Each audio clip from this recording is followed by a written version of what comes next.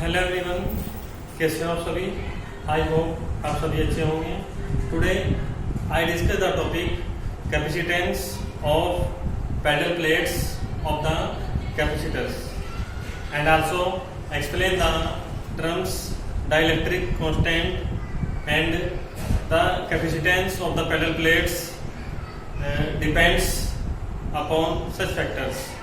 आज का हमारा टॉपिक होगा किसी भी संधारित्र में समांतर प्लेट के बीच विद्युत धारिता का एक्सप्रेशन हमें ज्ञात करना है और प्रावैद्युतांक पदार्थ क्या होता है, और इसके साथ साथ किसी भी संधारित्र में विद्युत धारिता किन किन बातों पर निर्भर करती हैं जब हम कोई दो समांतर प्लेट लेते हैं। तो आइए शुरू करते हैं आज का अपना topic capacitance of parallel plate capacitors means समांतर प्लेट के बीच विद्युत धारिता का व्यापक व्यंजक हमें बताना है। Capacitance of parallel plate capacitors clear. और इससे पहले वाली वीडियो में हमने दो टॉपिक डिस्कस किए हैं।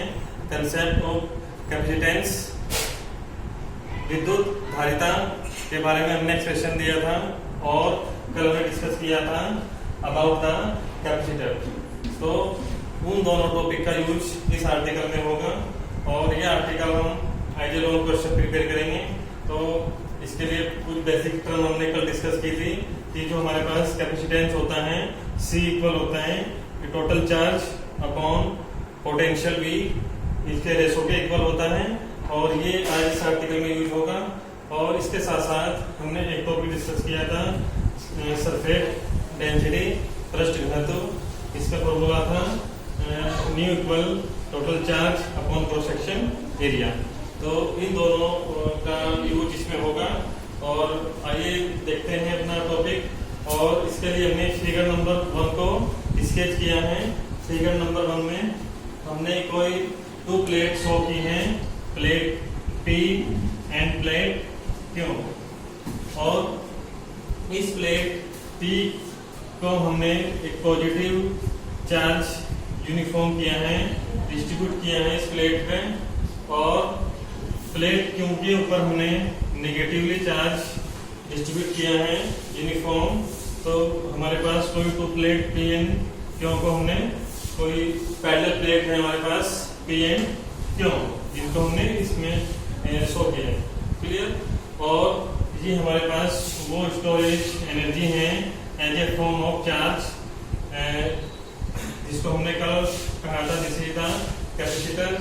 और ये चार्ज हमने प्लेट P के साथ कनेक्ट किया है, और प्लेट Q को हमने कनेक्ट किया है अर्थ से, पृथ्वी से इसको जोड़ा है। और इन दोनों प्लेट पैरेलल प्लेट्स P और Q के बीच हमने कोई डाइलेक्ट्रिक कांस्टेंट मींस प्रावैद्युतांक पदार्थ, इसको हम बोलेंगे डाई इलेक्ट्रिक कांस्टेंट प्रावैद्युतांक पदार्थ को हमने प्लेस किए हैं इन दोनों प्लेट्स के बिटवीन में क्लियर। और इन प्लेट्स P और Q के बीच जो डिस्टेंस है, जो दूरी है, वो हमने कितनी शो की है, स्मॉल d क्लियर है। तो इस प्रकार हमने इन फिगर नंबर 1 को स्केच किया है, और इस कंडीशंस को हमने पैरेलल प्लेट्स की फॉर्म में लिया है। और इन दोनों समांतर प्लेटों के बीच हमने कोई प्रावैद्युतांक पदार्थ भरा है, और इन प्लेटों के बीच की दूरी कितनी है, स्मॉल d। तो फिगर नंबर 1 के अकॉर्डिंग हम अपने मैथमेटिकल कंसेप्ट देंगे इस आर्टिकल को फाइंड करने के लिए। मीन्स हमें क्या फाइंड करना है, कैपेसिटेंस C फाइंड करना है। तो C हमारे पास कैपेसिटेंस फॉर्मूला होता है standard, C equal Q upon V, potential V। Clear? तो इसके लिए हमने फर्स्ट कंडीशन ली, let us consider charge plus Q and surface density nu. हमने माना कि हमारे पास जो स्टोरेज एनर्जी है as a form of charge means पर्याप्त मात्रा में संचित जो आवेश है वो कितना है, plus Q, this is the storage charge as a form of energy. और सरफेस डेंसिटी हमने ली है कितनी, क्यू अपॉन ए। क्लियर? ये हमारे पास टोटल चार्ज है और ये क्रॉस सेक्शन एरिया। तो चार्ज तो हमारे पास ये हो जाएगा स्टोरेज एनर्जी की फॉर्म में चार्ज। अब क्रॉस सेक्शन एरिया क्या होगा, इन दोनों प्लेट P एंड Q का जो क्रॉस सेक्शन एरिया है, this is the A and this is the A। तो दोनों प्लेट्स का जो क्रॉस सेक्शन एरिया है, क्षेत्रफल है, वो कितना है, समान है, इक्वल है A एंड A। क्लियर? तो 10 electric field intensity between the two plates. तो इस प्रकार इन दोनों समांतर प्लेटों के बीच जो विद्युत क्षेत्र की तीव्रता है इस इलेक्ट्रिक फील्ड में, तो वो हमने आर्टिकल आपको प्रूव किया था इससे पहले वाली वीडियो में कि जो हमारे पास इलेक्ट्रिक फील्ड इंटेंसिटी है between the parallel plates conductors, तो वो होती थी E equal nu upon epsilon not. ये होता था हमारे पास फॉर्मूला। और के हमारे पास यहाँ पे क्या है, this is the dielectric constant. तो इसके लिए हम लेंगे E equal nu upon K epsilon naught. Equation number 1 आपकी इस प्रकार फॉर्मेट हमने की है, here nu is the surface density, K is the dielectric constant and epsilon naught is the permittivity of the vacuum और एयर। तो ये क्या है यहाँ पे, ये निर्वात या वायु में विद्युतशीलता है, के प्राविद्युतांक है और न्यू क्या है, ये पृष्ठ घनत्व है। क्लियर? तो इक्वेशन नंबर 1 हमने इस प्रकार फॉर्मेट किए हैं, राइट। अब इसके बाद नेक्स्ट स्टेप हमने लिया है, सिंस सरफेस डेंसिटी इक्वल होता है Q upon cross section area. Equation number ये आपकी 2।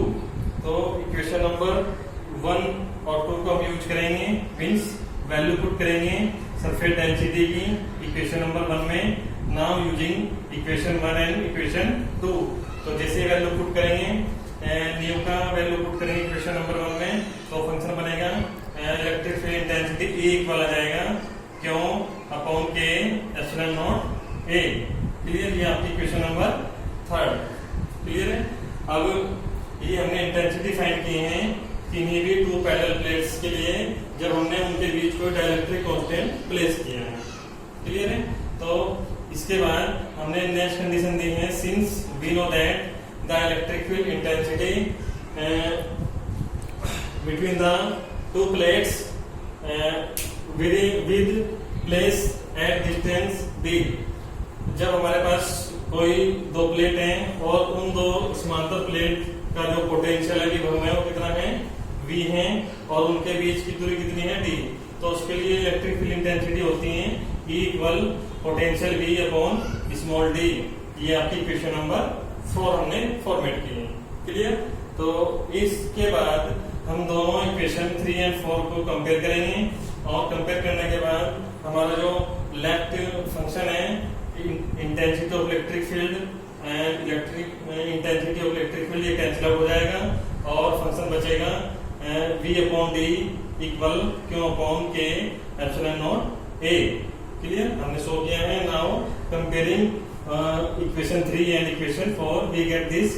इक्वेशन नंबर 3 और 4 को हमने कंपेयर किया कि तुलना की, तो फंक्शन में बनेगा v upon d equal Q upon K epsilon not a। Equation number ये आपकी 5th। क्लियर? अब हमें फाइंड करना है कैपेसिटेंस, और कैपेसिटेंस फॉर्मूला होता है C equal Q upon V, potential V। तो हम इस इक्वेशन 5 से पोटेंशियल V को फाइंड करेंगे। तो ये फंक्शन बनेगा V इक्वल, ये कैरी कर जाएगा इधर d, तो ये आ जाएगा आपका V equal Q into D upon K epsilon naught A cross section area है। क्लियर? तो ये आपकी इक्वेशन नंबर 6 हमने इस प्रकार फॉर्मेट की है। क्लियर?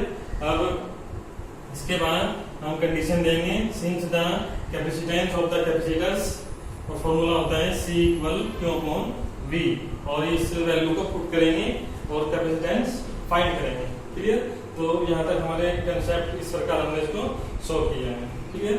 अब नेक्स्ट कंडीशंस, तो हमारे पास जो एक्सप्रेशन हमने लास्ट वीडियो में डिस्कस किया था, कैपेसिटेंस हमारे पास फॉर्मूला होता है टोटल चार्ज और पोटेंशियल V का ratio, this is the capacitance. तो ये हमने इक्वेशन नंबर इसको हमने ए फॉर्मेट किया, और हमारे पास जो कैपेसिटेंस हमने स्पेसिफाइड किया है उसकी वैल्यू है C equal Q upon V की वैल्यू हमने डिफाइन की है Q into D upon D epsilon not A।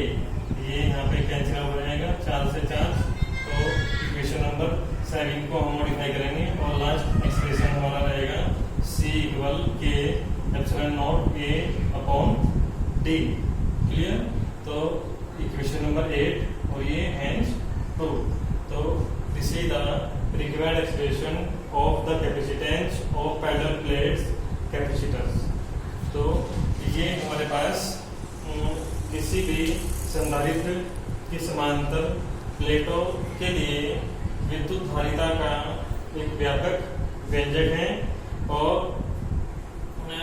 इसके बाद हमने कंडीशन दी फॉर वैक्यूम और एयर, निर्वात और वायु के लिए अगर हमारे पास पराविद्युतांक पदार्थ डाइलेक्ट्रिक कांस्टेंट कितना है 1 है, तो इसकी वैल्यू यहाँ पे 1 रखेंगे, तो ये हो जाएगा C not equal epsilon not A upon D, equation number 9 hence proved. तो ये अगेन आपका कैपेसिटेंस ऑफ पैरेलल प्लेट है कैपेसिटर्स फॉर द वैक्यूम और एयर। क्लियर?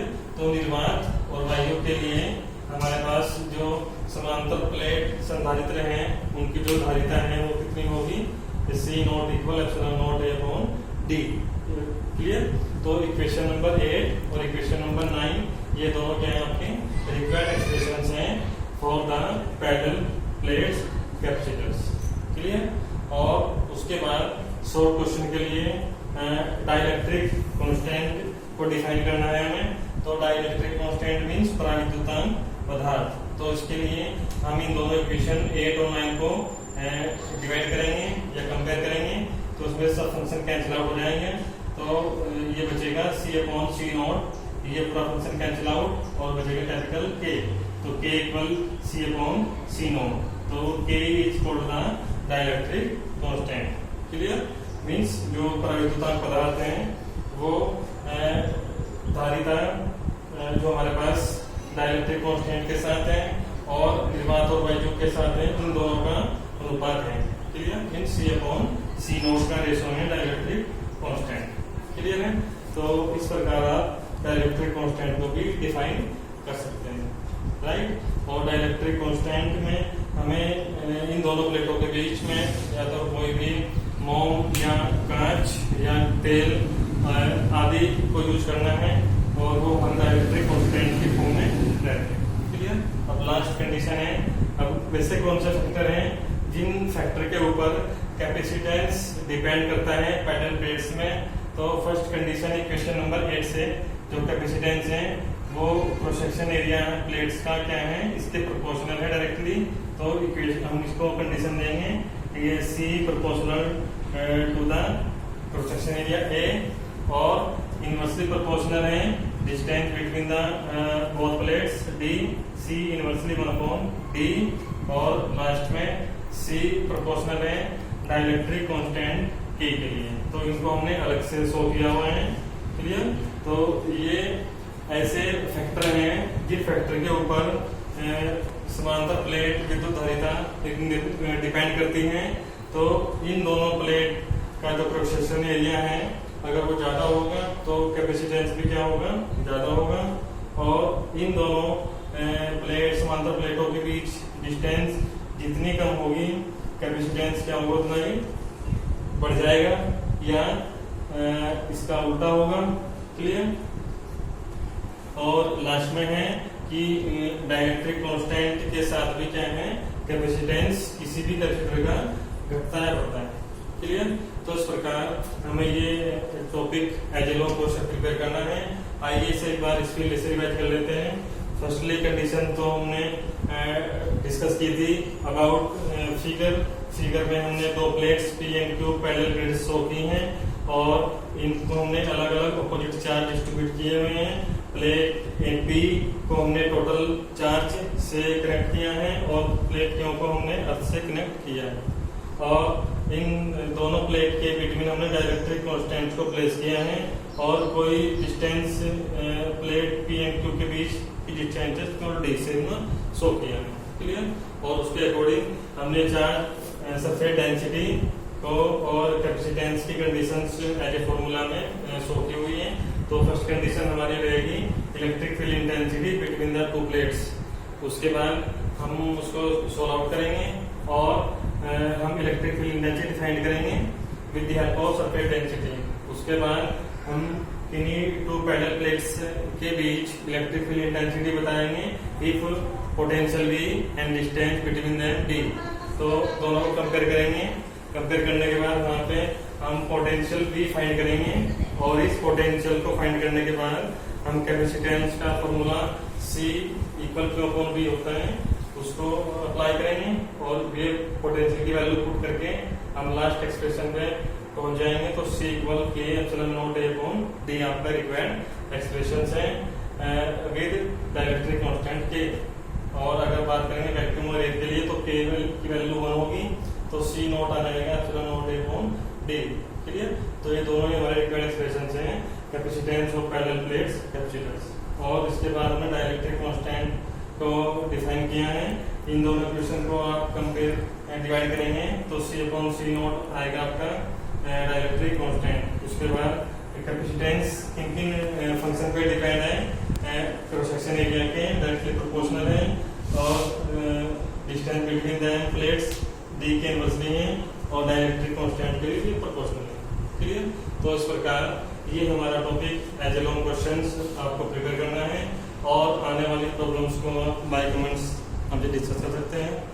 और जिन स्टूडेंट्स ने अभी तक चैनल को सब्सक्राइब नहीं किया, जो नए हैं वो चैनल को सब्सक्राइब करें और हमारी आने वाली लेटेस्ट वीडियो जो आपके लिए यूजफुल रहेंगी उनसे आप जुड़ सकते हैं। Thanks for today.